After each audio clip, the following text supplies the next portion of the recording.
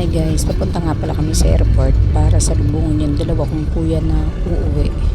Alas 3 pa nga lang ay umalis na kami dito sa bahay.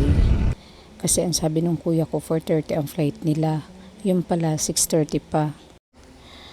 Ayun na nga, so dito na kami sa airport. Dito na kami nag-lunch and then nagkape habang nag-aantay. Tapos nagkape uli ako kasi ang tagal pa talaga ng oras.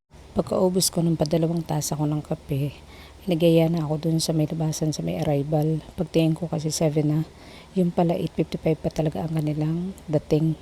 Nagkamali din ako ng tingin kaya nagaya ulit ako sa angkor dyan sa bumili lang kami dito ng snacks. Fast forward guys, dumating na nga sila 10:30 PM. Yun nga pala yung dalawa kong kuya guys. So FW sila sa Brunei. Matatagal na sila doon. More than 20 years na. Pero nga dito guys, nagkanya-kanya na kami. Yung isa kong kuya pauwi ng Laguna. Yung isa ko namang kuya ay inhatid muna namin sa Pitex kasi pauwi ng probinsya. Tapos umuwi na rin kami. Ito lang guys yung hiningi ko kasi marami pa silang pagbibigyan. Ang favorite ko yung coffee nila. Yung palagi ang bilin ko. Masarap din yung bigaring nila.